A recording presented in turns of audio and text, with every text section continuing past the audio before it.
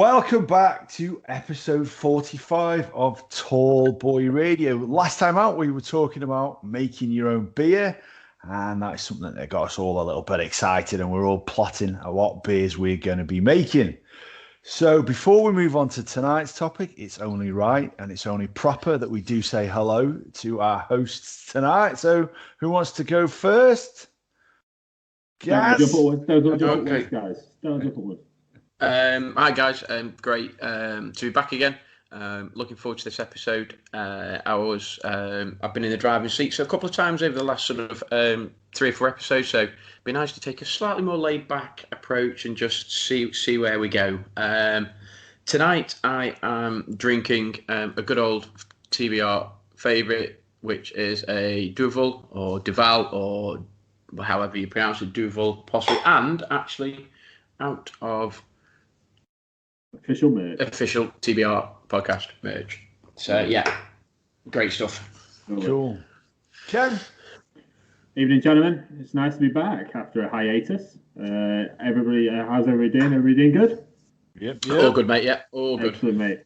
Nice to be back tonight. Combination. Coffee at the moment, but I've got an Appleton 8-year-old reserve rum waiting for a mixer. Nice. And there's a bonus snack, and I really cannot tell you how much amazing these are. I don't know if everyone can see that. That is a Twix Winter Spice. Not seeing them. They are good. Very good. Gaza won't like it though. He's not fond of cinnamon, and I'm guessing you're not a big fan of cloves either. Then cinnamon. No, cinnamon. I'm not a massive fan of cinnamon actually. No, I love it. Not massive. No. They're just so. I had one. I was like, I'm just going to try it, and because they're like 2 for £1 in the co-op at the moment, I'm just going to try that, and they are ridiculous. Okay. Absolutely ridiculous. They are good. So, good. But nice to be back, guys. Nice to be back. Andy? Hi. I'm on a TBR premiere. If you can see that, I'm on left. On the left. Oh, nice work. Nice work, dude. Nice work, that is. Ad, what are you on? I think I know the answer because I think I might have spied it earlier. He did, dude. First time. Is it the first time our 2 people on the same beer? Duval. And I don't know, and I'm not going to trawl back through all the episodes. It might be the first time I've had Duval on TBR. Maybe I don't know. The first time I have. Yeah. And also out of official merch, TBR glass, the one with our faces on. Nice. Can you see that? Nice. Oh my God, there's my face. What the? Oh, yeah. Fudge. That's amazing. Is what you're after. What the fudge? You can buy a t-shirt with that one, funnily enough, can actually, if you want to. You can also available at tallboyradio.com. Whoever gets me for Secret Santa, whoever I get for Secret Santa. Yeah. It's a conspiracy. It is. It always is.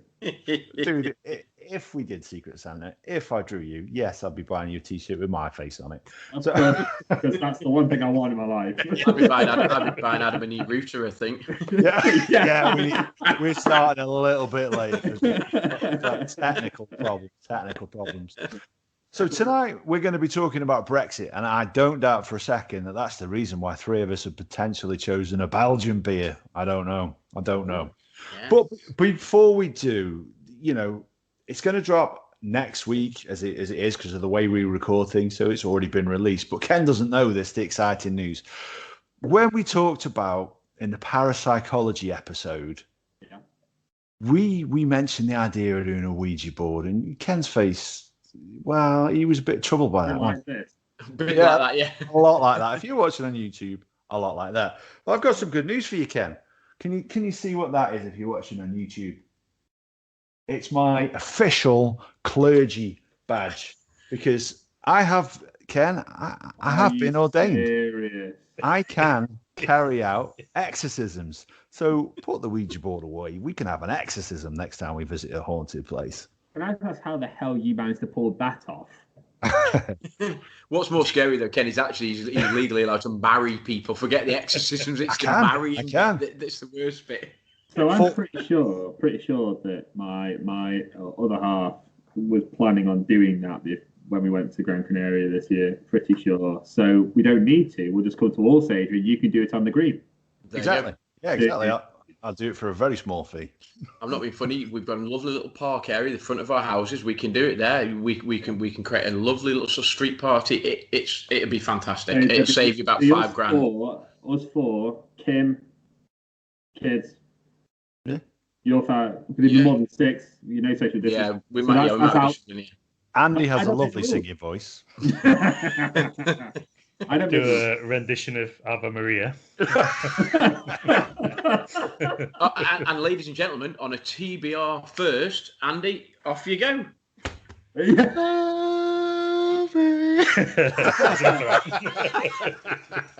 don't think anybody expected him to actually do it. No, I didn't. I wish I wasn't wearing these. I'll just release the vice. Is that your first bottle of Leffe that you've had? Yeah. Sadly, yeah. Can I just say, guys, as I believe, as we're recording this, Thursday's Thanksgiving, but I'd also like to, it's my mum's 70th birthday, so happy birthday, Mum. Hope you're having a great day, and yeah, happy 70th. Cool. Happy We actually 70th, recorded it a week in advance, so happy 70th for last week, Ken's mum. You'll appreciate the thought, boys. Exactly. So before we start, just some exciting news that we got yesterday. We're now on Pandora. So if you're in the United States, you can listen to us on that app. So hopefully that will open us up to another audience. And we're still in the charts in Poland. I can't get it. I can't get over this. I can't get over this. 6 weeks running. We were 38 last week. We're 38 this week. Top 50 for 6 weeks. We peaked at 17. That is just crazy. So thank you, Dziękuję, to the people of Poland. Yeah. But yeah, we're chuffed and we're amazed by that. Yeah, that's great, isn't it? I can't get over it. To be in the top 50 in any country, like in any of the categories, when you think of how many podcasts are out there, yeah, fair play to the Poles. It's brilliant. Keep listening. Yeah, absolutely. Yeah, please. Absolutely. And then finally, just want to give a quick shout out after we've done obviously the shout out to Ken's mum, to Todd Orndorff of the Toddcast, who, one podcast apparently is not enough for this guy. He's launching a second one called 15 Minutes of Fame. So I'm really, really intrigued to see what that sounds like. Yeah, because I'm an avid listener to the Toddcast. Listen every single week. I think it's an excellent podcast. Go give it a listen if you're not already. Any other shout outs before we get started? Only to the usual. I mean, obviously, Tid and Shiner have now sort of moved sort of residency in terms of sort of podcasting and stuff, haven't they? So I hope, just a big shout out to them. I hope everything goes okay with their new home and their new ventures. Thanks very much for all the shout outs again. Purposefully Curious, Jim Malliard, all the regular guys that retweet us. We do try and retweet as many as we can between us. But yeah, show the love and keep trying to grow podcasting. Obviously, regular listeners, you know who you are, but thanks very much for the downloads, and keep listening. And keep us in mind for christenings. I cannot believe you're an ordained minister. I know, it's exciting. To be fair, Ken, that was pretty similar to the reaction that me and Andy gave him when he told us. We were like, "You're what?" You sat there and you're just like, "We're near the end of 2020. There's nothing else that 2020 can throw at me that's going to make me go like that." And then you do that. Kim's exact words were, "Are you having a midlife crisis?" I can't wholly rule it out, truth be told. Guys, put it in the comments on YouTube, wherever these comments are. Just like, is Adam having a midlife crisis? Just put it on a poll. Yes. Yes. Maybe. Yeah. Just put yes. Yes, maybe. Yes, maybe. Or definitely. Yeah. Most men buy sports cars. He gets ordained. I'm telling you. Well. Yeah. Brilliant. Yeah. Absolutely brilliant. 2020, it can't get any worse. Or can it? Because that's the top. That is the topic of tonight's podcast. Nice link. Thank you very much, Ken. Brexit. So yes, when the bell, for whom the bell tolls when it strikes, to wish us all a happy new year and usher out 2020 and usher in 2021. It's going to be ushering in a Britain that's on the outside of Europe for the first time since, and I could be wrong, around about 1972, was it, when Teddy? 73. 1st of January 73. Oh, was it 73? So there you go. I stand corrected. So Good Teddy. news, 73. 73 was an excellent year. So all our 1973, mate. Yeah, all of our lives has been spent inside of the European Union. So this would be a first for all of us. That's quite bizarre, isn't it? So we're gonna talk tonight about Brexit because it's, we all wish that it'd be taken off the front pages because we got sick of hearing it, and then we had COVID, and actually Brexit didn't seem quite so bad, or did it? So voting is our constitutional right. It's a private right. We don't have to share how we voted in the referendum. It's entirely up to you. If you want to talk about it on a personal level, that's great. But should we just go around and just give a quick spiel on our opinions on the B word? Who wants to go first? Who wants to take the mantle first? I'll go. I don't mind. And I don't mind letting people know. I voted to remain. I'm a sort of in a way a bit of a big Remainer. Being in my younger days a business studies economist sort of economic teacher stuff. I genuinely think the pros outweigh the cons for staying. So to me, being part of a massive market that allows you to gain advantages over other big sort of markets in the world, I think was the overriding factor. And I get the fact that people talk about immigration and if we leave, we can have tighter immigration laws and stuff. And I feel as though there's a sort of hearts and minds argument in there. There's go with your heart, people don't like the fact that our borders are open and immigration is an issue. Yeah, your mind is very much actually from a sort of economic point of view, in my opinion, it would be much better off to remain. So that was me. And I know that's a really simplistic view, and I know there's lots and lots and lots of other issues. But for me, the economic benefits of staying outweigh some of the potential pitfalls of it. So yeah, that was my cards on the table. I was a remain. So good man. Who wants to go next? Kendo, you look like you had something to say. No, not really. My brother, who has a A-level in politics, he describes Brexit as a situation where you put a generational vote in the hands of sun readers. Yeah. Yeah. And that's his own direct quote, and he'll be he was actually disappointed he wasn't asked, to be honest. But I spoke to him about it earlier on, and he's very staunchly, he was always going to be Remain, and I think because it's created such a schism in society, and because both sides lied, you've got this whole bus going around with this much money's go back to the NHS, which at the time was just laughable. Yeah. But people bought it because people like their own country, but can't say they like their own country. And David Cameron, for all warts and all, bet everything that he would win the vote. That's why he called it. He basically pushed all the chips to the table and said, "You'll never do it." Called everybody's bluff and lost. Yeah. And that's why he basically thought he had it sewn up in such a way that he could actually afford to pull a vote. Just pull a referendum out the air and just go, "All right then, guys, vote for it. Crack on." Well, what was your feeling then before, when you say like Cameron did that? And, I totally agree. He did. He was under a lot of pressure from the Conservative Party and certain factions of the Conservative Party to put forward that vote. And he felt that it was one that he wasn't going to lose, that people were going to vote Remain. Now, my feeling was, yeah, I think of course we're going to Remain. There is going to be a large percentage of people that will vote to leave, but surely people will vote to Remain.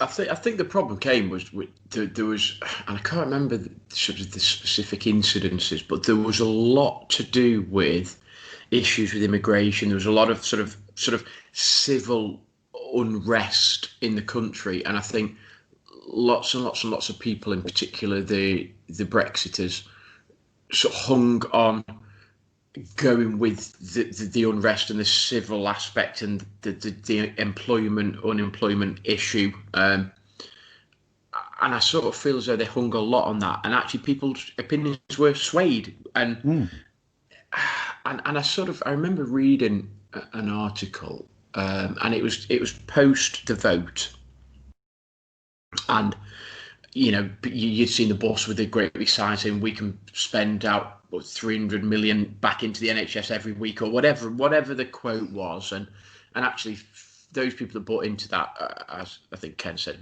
in my opinion, relatively naive, because that was never going to happen and stuff. Money got attributed elsewhere, and I remember reading something saying that there was a vast majority of people that voted Brexit that actually, when they were questioned, like months after the vote, said actually, had we have now known what we know now, would have basically changed their mind and voted to stay. And I know it's difficult because a vote effectively is a moment in time, isn't it? And you get that one moment in time, and you either put a tick in that box or you put a tick in that box, depending on what you feel. But for me, being a Remainer, it was frustrating to know that actually people that had voted to leave potentially didn't really understand the facts, and possibly had the vote have come months later, possibly would have voted in a different way. Well, before we do get one, we find out Andy's opinion. Ken, did you want to share whether you were a Remainer or a Leaver, or do you want to keep that one to yourself? I'll keep that to myself, thank you. That's cool. Because basically, I just don't. I'm fully on board with being part of a central block or PAX, so to speak. But for want of a better way of describing it, I'm a patriot. I love my country, and I genuinely think we don't, as a general rule, do enough to look after our own.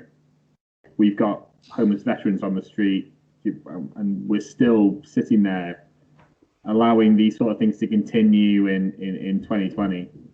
It is just, we need to look at ourselves more directly than trying to look broader, bigger picture for now, in my opinion.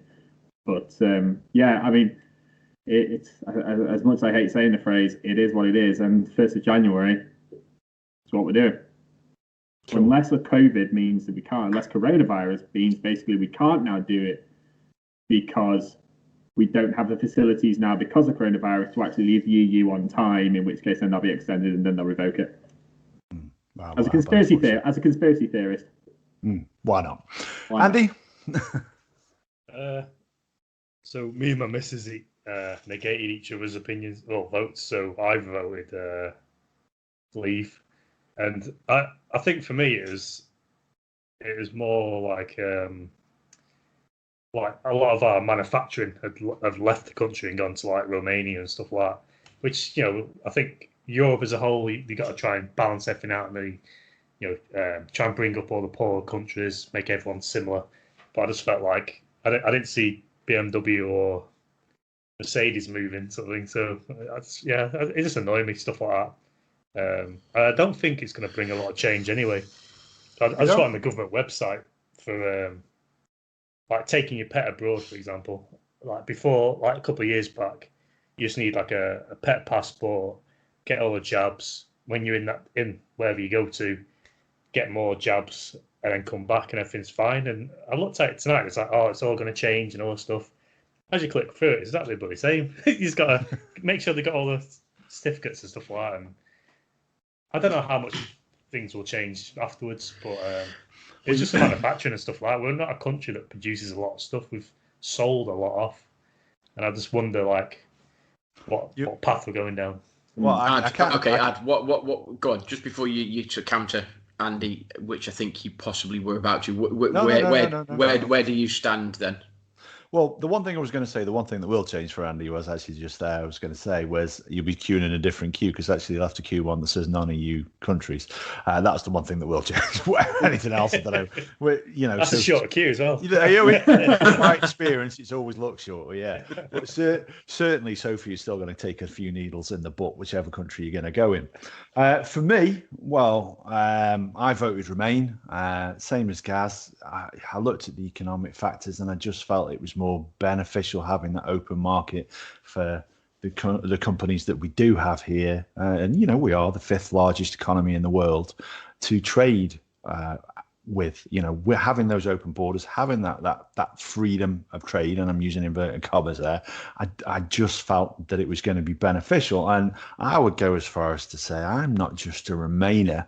I'm probably fall into the Ramona category, because literally, if you were to look back on at Beans and Bourbon's tweets, there was a good portion of those for a year afterwards about remaining in Europe. It was, I found it a bitter pill to swallow, and actually my own brother unfollowed me on social media because he is very much in the Leave camp, and he just said, "I'm sick of reading your Ramon shit."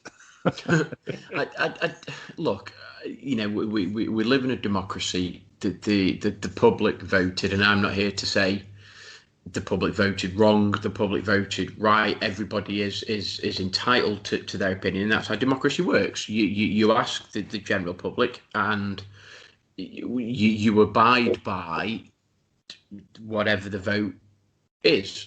I think it's important that people have the opportunity to explore their own thoughts and express their own thoughts. I think it's important that we don't get too drawn into the sort of written media, the social media, the TV media, in terms of trying to be is indoctrinized the right phrase? I don't know, in terms of being swayed by a particularly left-sided TV channel or a particularly right-sided TV channel in a Remainer, So I think it's important that people form their own opinions. My worry, and in a way it goes back to what Ken said a few minutes ago, my worry was that people seem to be voting with their heart without really understanding. And I am not, and I don't for 1 minute think that I'm a massive Brexit sort of guru as such, but I feel as though I understand enough to be able to articulate an answer. And I felt as though quite a lot of people that had the right to vote possibly didn't understand the implications necessarily of what they were voting for. And maybe they voted for a moment in time, i.e. they were particularly unhappy with the current government, and therefore they wanted to do everything to vote against the current government without actually thinking, well, this is going to impact, okay, you've got Lib Dems and stuff, but basically Tory or Labour for the next 100 years or whatever. We don't know, do we? And I think they voted almost in revolt of the government, as opposed to actually what will the implication be for our country, irrespective of the government moving forward. And that sort of not rankles with me, but I sort of can't get past that, if you know what I mean. So what's your gut feeling then, Gazza? Just chucking that one back at you there, because you made some points there which I do largely agree with. If they took the vote today, then are you thinking that actually they may vote differently? Yeah, I genuinely think that if the vote was to be taken now, I think the vote would be different. I think it would have been different when they, 3 or 4 months later, and I think it would be different now. I think we have a real issue with not people being short-sighted, because that's really unfair on the vast majority of people, but they seem to get hung up on, I'm Tory, so therefore I'm going to vote against Labour. I'm Labour, I'm going to vote against Tory. And actually, this isn't really a Tory-Labour issue. No. This is the biggest thing that's happened to our country for the last 40 years, and potentially could be the biggest thing to happen to our country for the next however long, ad infinitum, 50 years, 100 years, whatever it may be. And I think it almost goes beyond the party politics. And I just can't help get past the feeling that some people voted effectively party politic wise, as opposed to thinking long term economic country wise. Because let's face it, in 2 years' time, 3 years' time, whatever it may be, Labour could get in, and actually it's a completely different government, but we're still out of Europe. So to me, it's not a political are you left, are you right necessarily argument. It's actually fundamentally, and this is where I don't quite understand whether people got it or not, and that's not meaning to be disparaging to anybody that listens or whatever, it's just my opinion. It's fundamentally the biggest thing that's happened to our country for a number of years. 100%. And I think that's where I am, and I hope that people didn't vote short-sighted, because all the Labour voters saying, well, it will Tory win and I hate Tory and therefore I'm going to vote against it because that's what Tory wants or that's not what Labour wants or whatever it may be. And I just worry that actually if you sat people down and said, here are the implications year on year on year, and for your kids and potentially your grandkids, this is what it will mean. I just get a sense that actually, and I might be wrong, I just get a sense that actually people would have voted the other way. I might be wrong. That's just my opinion. I'm happy to be shouted down and stuff, but that's the most succinct way I've actually heard it being described. I think you're absolutely right. There was a massive groundswell of anti-Cameron feeling at the time, and they were sick of the way he was talking to people and telling them, "You'll do this, you'll do this, you'll do this." And that's when I think people realised when he called, effectively turned around and said, "You won't do it. I'm just going to call a referendum. You won't do it." Yeah, he called a bluff. You said it earlier. Yeah. Well, he was not only that though, actually, because obviously it was his second government. The first government had promised to offer a referendum and then didn't do it, and then carried it over into the second government and then offered it. I don't know if I subscribe to your guys' view, if I'm really honest, because it was almost so non-partisan, in that there was people on both sides of the camp. There was a decent side of Conservative government that wanted to remain. There was a decent side of Labour that wanted to. It was like you say, it was a split. I almost wondered whether we'd have a bipartisan system that wasn't sort of right and left or red and blue, but actually whether it was leave or remain afterwards, whether it would be two separate parties. Obviously that hasn't happened, but the size of the electorate at the time was 46,501,241 people were eligible to vote in the UK, and the turnout was a massive 72.2%. That's huge. So in terms of a cross section of the government, when you actually compare to the people who've recently voted in the American election just recently, far higher than that, and that was record turnouts. Whether Mr. Trump agrees with the figures or not is another matter, but it was a record figure there, and this is absolutely huge, and it was pretty close in the end. 52% near enough voted to leave, 48 to remain. So it was, is it too close to call? I don't know. If I break that down, if you don't mind me just chucking some figures at you guys.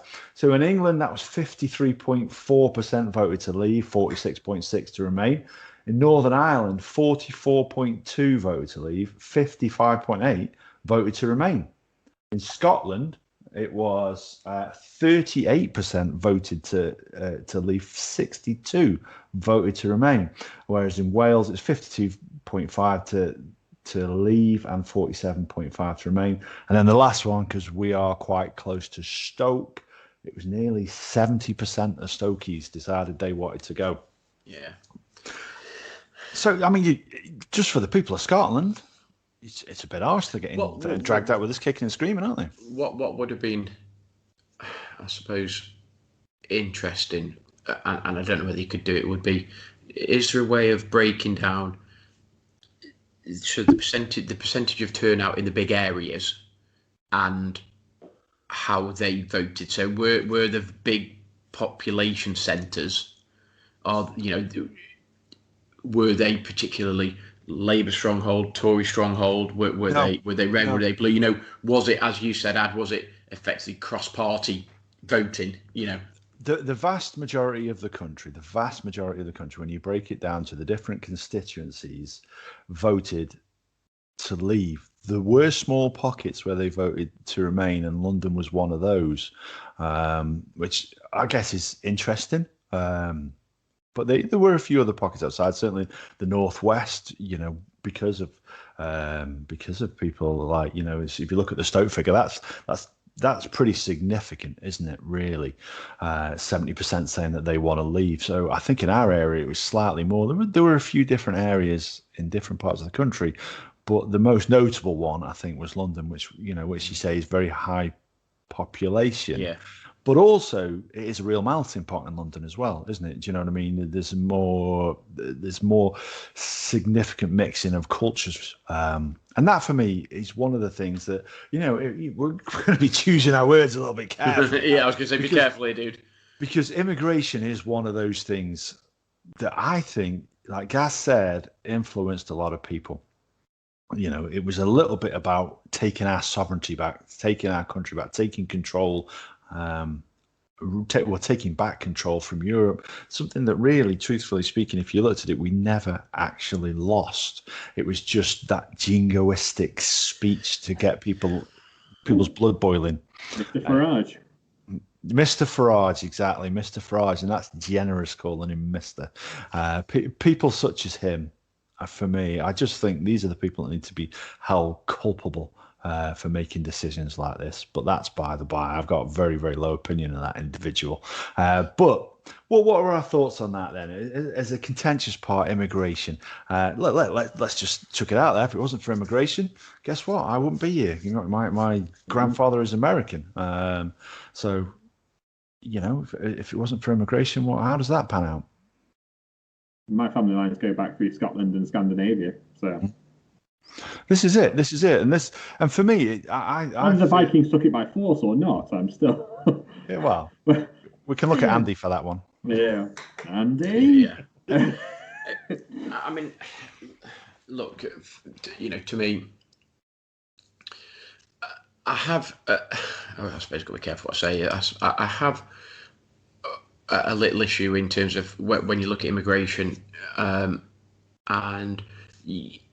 I would be the same if I went to the Costa del Sol. You would look for an expat community that you can live in, and I think we have to work incredibly hard as a nation, as a world, to have true immigration in terms of being completely accepted. If I moved to, as I say, if I moved to Australia, I would possibly look for an area that I knew there would be expats. If you go into Europe, you'd look for an area that are expats. So I have a little issue in terms of true immigration would be true integration, whereby people can come into our country, can then live and abide by all of our rules and all of that. I have a little bit of an issue, and this is not in any way to do with people necessarily just coming into our country, but it's also Brits leaving. You do look for communities of Brits or what, and you live within that community. And I think the perception is, your typical perception is people coming into our country, they're taking all of our jobs, they're not contributing in any other way, or they're sponging off our economy, and they're having benefits and all that sort of stuff. And I don't believe that for a minute. I think everybody is or should be entitled to go and try and ply their trade wherever that may be. And I sort of get that, but I haven't got a massive issue with immigration per se as it stands at the moment. I think we could do more as a country once the people that are looking to move to our country are in our country. I think we could do more in terms of what we do as a society. I haven't got a problem with it, really, immigration as it stands at the moment. And I get the fact that people that said that were Brexit supporters sort of said that it would allow us to control our borders more effectively, and we don't have to abide by the EU quotas and all of that. And I sort of, I understand that, but to me, I haven't got a massive issue with where we are in terms of immigration currently. I don't, I don't see it as a huge issue. That might be me being naive in my sort of leafy Cheshire house and this, that, and the other, and I don't necessarily have that, but I don't know. it's one of those very, very Marmite subjects, isn't it? And people have quite strong opinions on immigration, either one way or the other. Polarized, I would say. Polarized opinions. And for me, I always feel, in terms of immigration, other cultures can only enrich ours, that we can learn something from them, and if they want to learn something from us, Lord knows what they'll learn from Tallboy Radio. I don't know, but hopefully that other people can. I mean, in terms of immigration, for me, I was sort of looking at it in terms of, if you're voting because you don't like immigration, then voting leave is probably a bad idea, because every trade deal that we are going to need to negotiate, we're going to have to go to another country, and they're going to say, well, let's talk about immigration, because we want our people to be able to go over there and move freely into it. So actually, if anything else, it's probably going to open our borders up to the rest of the world. So if that's your concern, guess what? You just poked yourself in the eye, my friend. That would be my concern. In terms of immigration, totally the same as Gaz. Okay, it's a little bit different where we are, because we aren't seeing any negatives to it. We can only see the positives, and for me, I can only see the positives. If our cultures can develop, and the only reason you can develop is meeting people different with new ideas to yourself, talking about them, and that's the only way you're going to learn anything. But it's how we grow as a society, though, isn't it? Yeah. You grow as a society, and you grow as an individual by taking on board new experiences, learning from those experiences, some positive, some negative, but you learn how to respond to certain scenarios, situations, environments. You learn how to respond in certain situations, and I think as a nation, as a race, we can only enrich each other in those experiences that we've had. I've got friends from lots of different countries, and when I talk to them, when I speak to them about their backgrounds and their beliefs and their cultures and their religions, and I work with sort of obviously I teach, in our school we have some Muslim teachers, we have Christians, we have a number of practicing Muslims, practicing Christians, and the conversations that we have, sort of spiritually, intellectually, and all of those things enrich me as a person, I'd like to think that I had some small sense of what I believe, and as a nation, as a race, is that not what we strive, is to learn and to be diverse?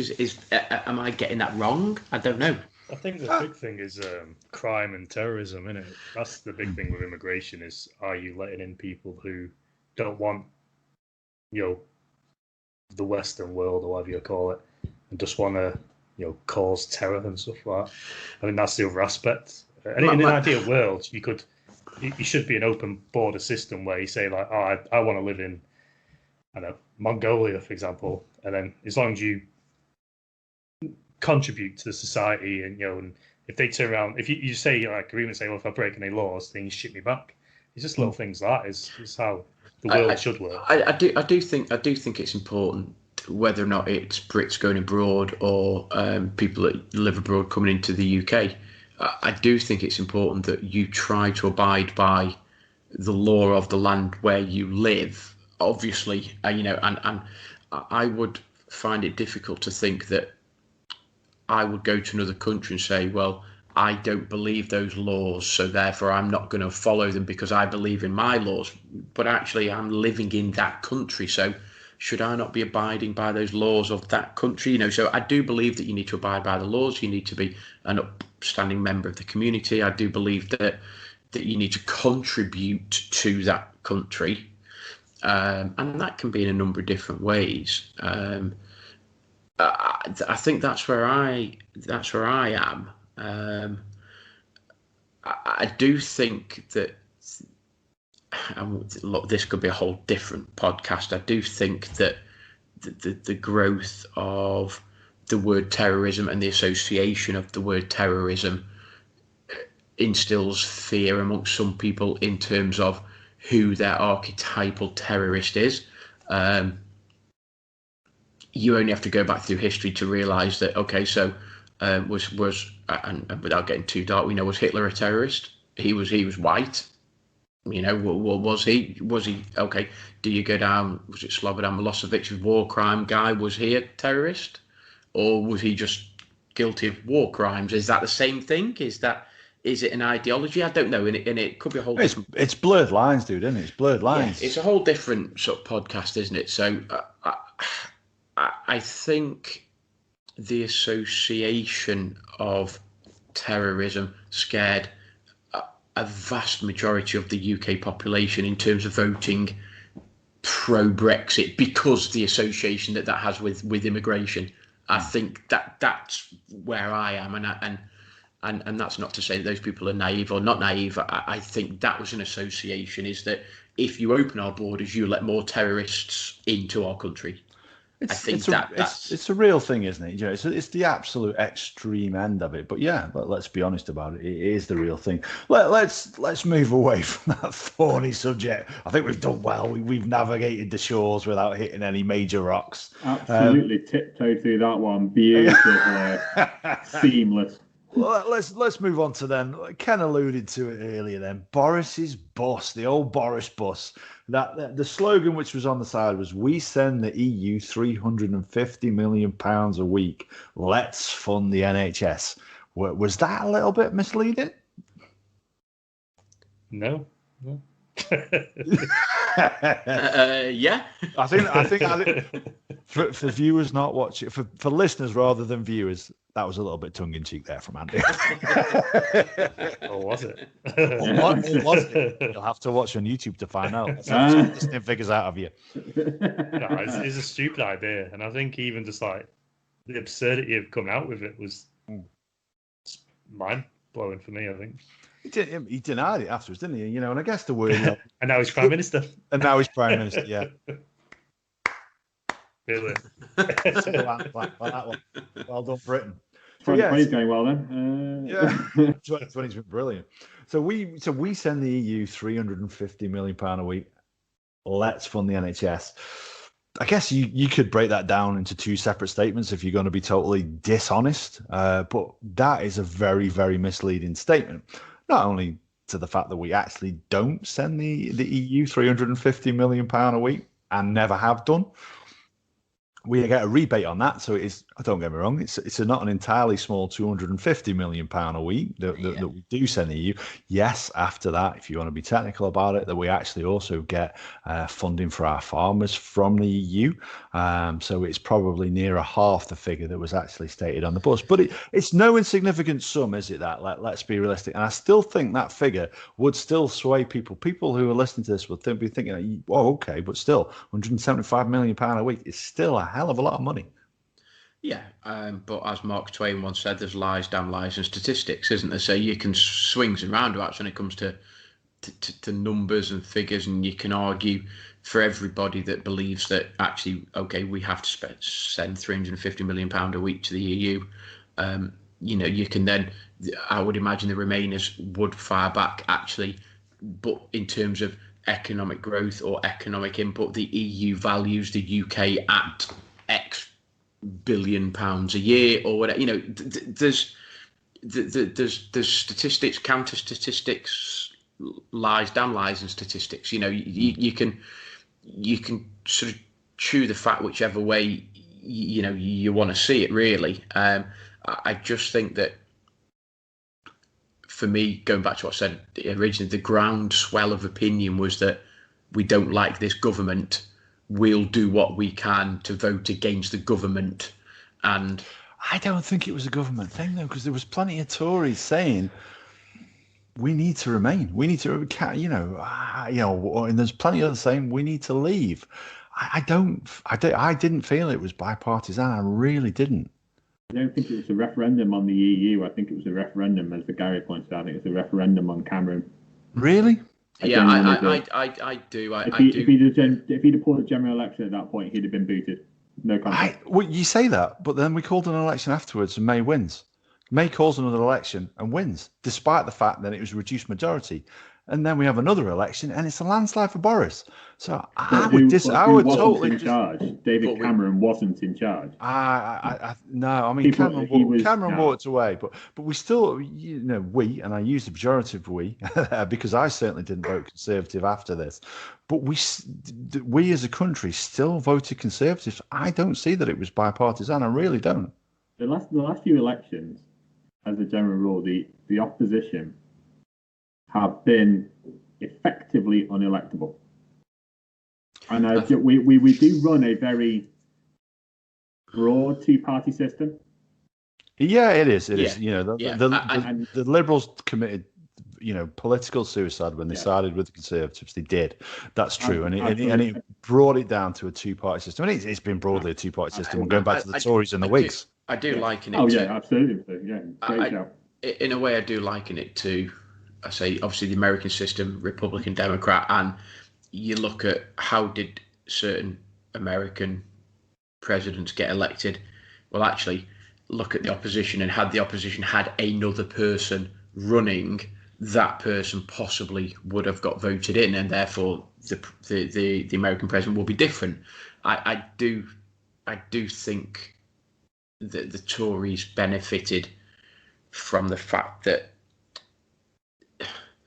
maybe the leaders of the opposition parties potentially were not seen to be electable, and were not credible, because they were, and I'm being slightly disparaging to those leaders. I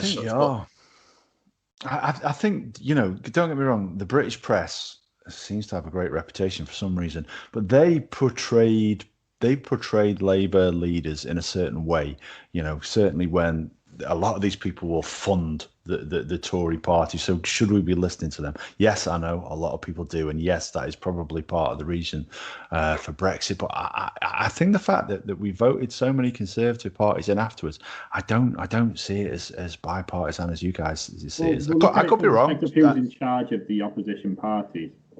I mean, Corbyn, don't get me wrong. Listen, I am not Corbyn's biggest fan. I really, really don't like Corbyn. I thought he was a mistake for the Labour Party, far too left-wing. But there was a part Who was the last good Labour leader then for you?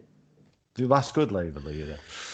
Well, listen, first of all, throughout the whole of this sort of campaign, I liked Keir Starmer. I liked the cut of his jib. I liked what he had to say.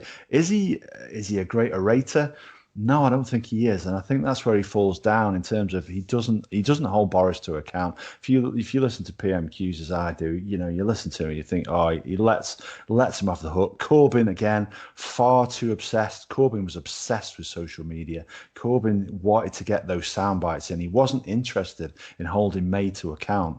He was interested in having something good to share on social media and sway the young Labour voters, because that's where he saw the future was. You see, I think Keir Starmer could be very good. I believe that too. I genuinely believe that too, Gary. I think he could be. I do. I think he could be. I think he could be very good. I think he appeals to lots of different types of people. I think he appeals to lots of different socioeconomic backgrounds, lots of different. He looks lots of different. As well. Yeah, he does, and I think the problem is that, with the greatest respect to Corbyn, he's on the back of Corbyn, and I think he's got a long way to go to try to re-establish Labour as a real force. If we're going to go down the traditional sort of two-party country, and I know you've got Lib Dems and Independent and Green and all of those sort of things, but effectively, and this is horrible to say, that it's unlikely that any of those parties are going to ever get the support that they need to get in. So you're looking at effectively a Republican, Democrat in America, and you're looking at Tory, Labour in the UK. Effectively, we're a two-party country, effectively. And I think whilst Keir Starmer could be very good, I think he has got some way to try and repair the image of the Labour Party post-Corbyn. in my opinion, and that's where I just think I am. Yeah, very badly damaged under Corbyn. Very badly damaged. How much of it was Corbyn? How much of it was the British press? I don't know, but I think it's fair to say Corbyn didn't help himself. I can consider saying I was doing media studies in college and we watched live as Tony Blair came down the street and The Only Way Is Up was playing, and it was just like, and I genuinely thought at that point, you know what? This is something new. This is something different. He was kind of like a rock star type thing. And people just like bought into what he was selling. And then after that, the one previously was it John Smith? Right, John Smith. Just straight talking. Was John Smith not pre-Tony Blair? I'm not sure. Yes, he was. But I'd say he's probably the last, for me, the last one that you're like, you know what?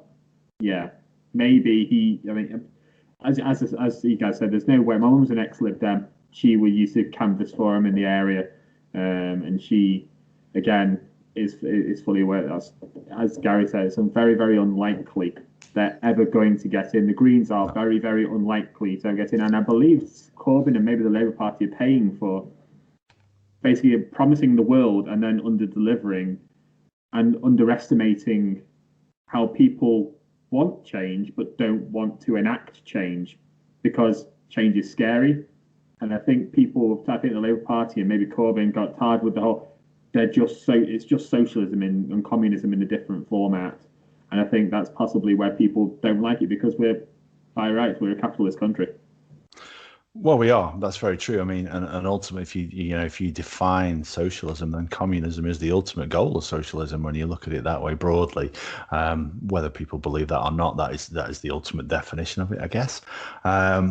But no, I agree with you guys. I think Keir Starmer. I just think if Keir Starmer was there, maybe things could have been different. Because I just wondered at the time because the one thing that Corbyn didn't do was really nail his colours to the flag. Had we had a pro-Remain party, could things have been different? I don't know. I just felt he was too obsessed with playing the political game. That's the way it seemed to me. Too obsessed with the idea of himself being prime minister. The way he always talked, it was always felt like a personal ambition. Same with Boris, to be honest with you. It's been a personal ambition of his. It does make you wonder whether or not if Keir Starmer was in charge of the Labour Party 5 years ago, 6 years ago, 7 years, pre-Corbyn, where they could have got and. Can you argue that Corbyn was then riding on the back of previous Labour leaders? And where, how far do you go back? How far do you look into the past to say, well, actually, they're riding on the back of that negativity or that positivity, whichever way, I do wonder about Corbyn's. He had the whole anti-Semitism row going on in the background as well. And I wonder about his persona, not his persona, but how he was perceived by the general public. I don't believe anybody believes that Corbyn is an anti-Semite. I don't believe, but I do think there was a portion of the party who he needed their support, who were, and he had to tolerate that to further his position. And I just think he should have been stronger with it. I could be wrong on that one, and I apologise if I'm not. I think it's an excellent point. So, but again, it's just like absolute power corrupts absolutely, doesn't it? Yeah, absolutely. Yeah, absolutely. Yeah. Another aspect: if he was Labour leader before Blair, then would Iraq happened and all that mess in the Middle East? Because he was very against it. Yeah, you're 100% right. He predicted exactly how it happened. Then he said, "You go there, you're going to mess it up. For generations, it's just going to be turmoil and war." And if you look back at pictures of like Baghdad and Syria and all that, in like the 80s and all that stuff, it's just like you wouldn't think it was too dissimilar from our Western culture of like how they dressed, how they all walked around town. And now it's gone to like draconian stuff of it's like the Middle Ages, isn't it? Everything's all bombed and women have to hide indoors, and the Middle East in the 70s was a utopia, was a paragon of sort of like learning and female advancement and high fashion and stuff like that. And then, well, you only have to look at you look at the Middle East and whether you look at Syria, Iran, Iraq, Egypt, those type of places, and without going too political, and I know obviously he became a figure that was sort of despised and stuff, but you look at you you look at sort of ISIS leaders, you look at sort of known terrorists, and they were educated in the Western world. They grew up being very, very, I say affluent. They dressed well. They came over to the Western world. They were educated in the Western world, and obviously, Taliban leaders and stuff, one in particular I'm thinking about. But so you look at that, and I think you're right, Andy. I think you make a great point. I think, historically, the Middle East was a place that was thriving, and again, this goes back to what I said about 5 minutes ago. Is that, how far back do you go? So if Keir Starmer was pre-Corbyn, if Keir Starmer or Corbyn was pre-Blair, how far back do you go to think, well, it could have been different? And it's really difficult, because actually we are where we are, and we have to deal with where we are now. And you roll the dice, and the dice land, and the chips land, and you play the best hand you can. House wins. And house always wins. House always wins. But it's difficult to. What was ultimately then Corbyn's error then? If you had to nail it down, was he trying to appeal to the kids from a older generational standpoint, or was he trying to project a different ideology? Or? I don't think he may just want to. I'll be dead honest with you. When Corbyn first came on the scene, I found him quite refreshing in terms of somebody who wholeheartedly believed in what he believed in and seemed to be speaking from the heart. And I don't get me wrong. I'll be dead. We talked about whether we'd talk about how we chose to vote. I have never voted Labour and will never vote Labour because I don't trust them with the economy. But in terms of Corbyn, I quite liked him as a politician. That he seemed honest and he seemed outgoing. But it just seemed to me like he had an ambition to be Prime Minister, and he focused far too heavily on that rather than actually holding Theresa May to account for what she was doing. And no disrespect to May, because I actually much preferred Theresa May's deal to what we're dealing with now, if we're going to be really honest. But, May had her faults. She was the bloody difficult woman, as she described herself, and I just felt that he could have taken her to task better. Yes, he focused very heavily on sound bites and focused on the youth vote, because if they're going to build support, like we said, the people like us who have our opinions on Labour, they're probably not going to change our minds. We're far too set in our ways. But the people coming through who are 16, 17 now are going to be voting under 18. Using social media, I think he was quite switched on to that. I don't know. I think you're right, and I think he not nailed his colours to the mast, or colours to the flag, whatever the phrase is, in terms of social media. I think you're right. I just think the anti-Semitism row didn't help him, and the perception that the whole of Labour was corrupt and that Corbyn was involved, and the whole the IRA issue and all of that sort of stuff. And again, this could be a whole different podcast, but that obviously didn't help him. But I don't think he then held. I actually don't think he held the Labour Party to task enough on that. That for me, and Adam mentioned perhaps not holding Theresa May to account enough. I actually don't necessarily think he held his own Labour Party to account enough.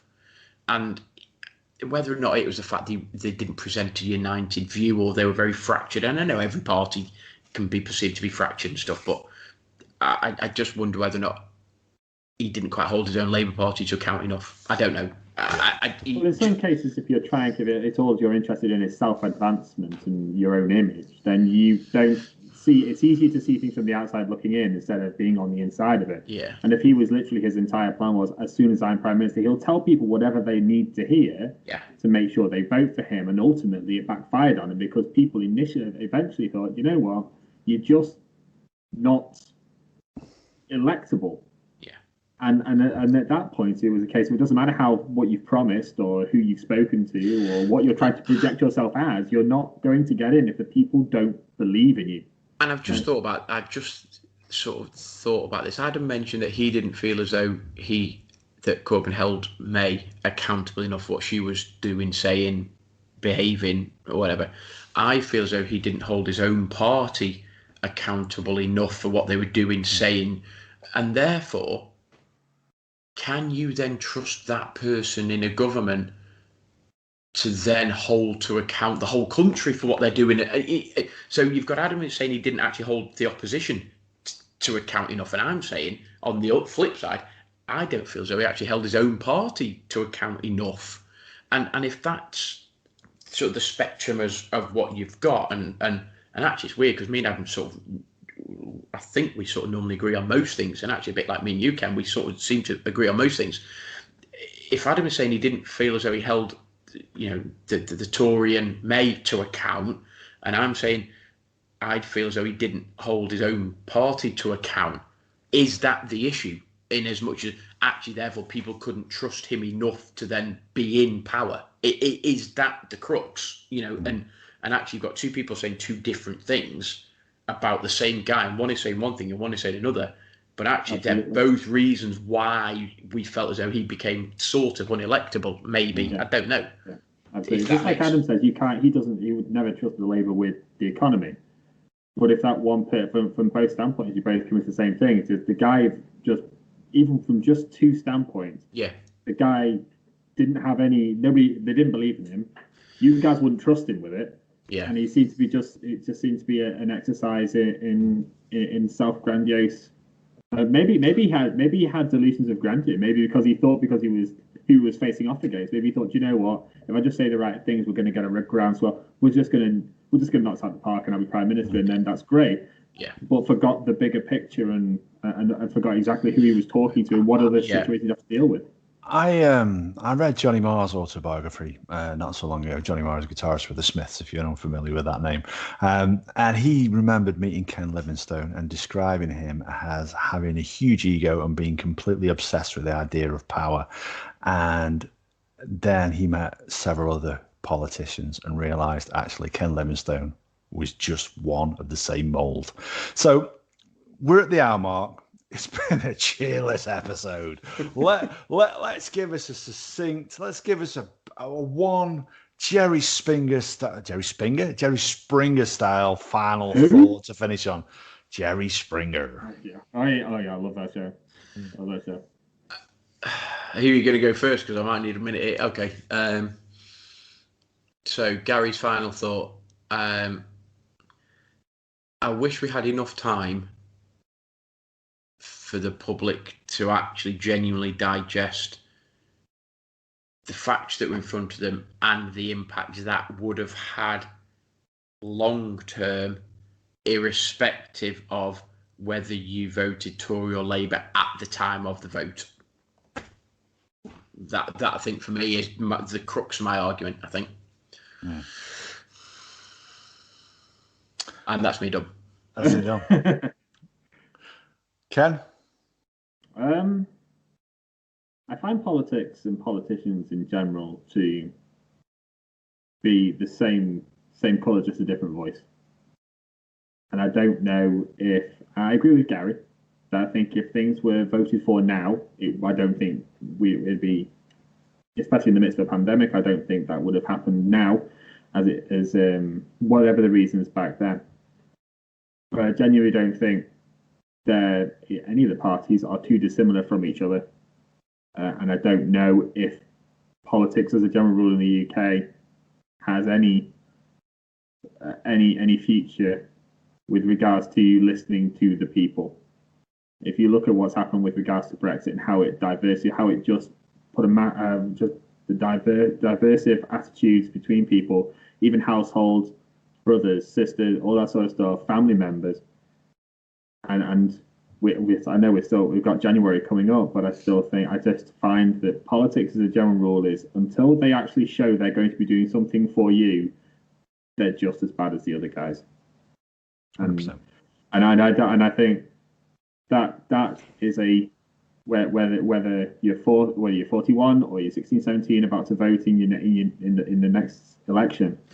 It's a sad lookout for the democracy. Just one last thing. I know Adam mentioned Springer's final thought. I just want to ask Ken then, do you think that effectively the left and the right are blurring into the middle and effectively the traditional left-right stance of Tory, Labour, Tory, they're merging and effectively you're getting two different parties, but effectively they're sort of slightly left or slightly right, but actually they sort of agree on a lot of different things? Or do you still believe in that left-right spectrum? Adam shaking his head there. Go on, Adam. I'll let you field this one. Economically, the beliefs are entirely different. Blair was more centrist for sure, far closer to what the Conservatives believe. What the Labour Party as it stands now is far more left wing than they were, and I'm not suggesting for a second that they're left wing. Andy, I was just thinking of a few things then. One of them, I was just thinking, it's just fruitless. Just enjoy your life and don't worry about it. What a beautiful way to act. You know what? That is the most sensible thing that's been said tonight. 100%. 15 minutes. Why did he not just say that? I know. You could have just said that at the start when he said, "Thank you, take care." In it though, it's just like all I'd say is just do your research and don't believe what the British tabloids say. It's like reach around. But generally though, if someone's one of the politicians strongly believes in something, have a look why they believe it, and 9 times out of 10 their partner's normally involved in their business. Yeah, follow the money. Exactly. Yeah. But yeah, for me, I'd just ignore politics and just drink myself, sleep every night. Amen. Do you know what? I'm going to say something now, and it's not going to match up to what Andy's just said because he's 100% right. He's nailed it right on the head. For me, Leave, Remain, we're being divided. Black Lives Matter, we're being divided. If we united and we all acted together, we'd realise that the people at the top are the real enemies. Those are the people who are looking out for themselves. But what Andy said, go have a beer, go enjoy. So who wants to say goodbye first? See you guys. It's been an interesting episode. Obviously, a difficult subject, a subject that is quite emotive for a number of different reasons. I've really enjoyed it. Really enjoyed hearing the sort of thoughts of the other guys. Look forward to some feedback where no doubt people will shout me down, shout Adam down, shout Ken down, shout Andy down for what we've said and stuff. Obviously, as always, we look forward to our listeners getting in touch with us or via all the social media platforms. It's been an interesting episode, and I look forward to the next one. Catch you later, guys. See you. Ken? What a fantastic episode. It started off on Brexit and ended up on party politics. I mean, that's an excellent way to segue into that sort of thing. Thanks for having me on, guys. Really appreciate it. Great to see you all again. Looking forward to hearing what people's thoughts are in the comments as to what they think is the main issue behind Brexit, or will there be a situation where it may be rescinded due to this pandemic?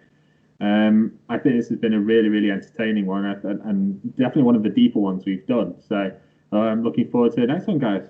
See you soon. Andy? Oh, yeah. Two subjects I'm not too keen on talking on, but we've done it. I feel like I need a shower, dude, after this. I feel dirty. There's not enough hot water in the world right now. But no, just like love your neighbour and all that sort of stuff. And the United I was talking about was obviously Man United. It was not. See you next time. Cheers for that, dude. I normally finish on my normal salad line, but obviously I'm going to give you a Morrissey quote today because Gaz loves his Morrissey quotes. Cows don't start wars. Badgers don't start wars. Politicians start wars, and they love it.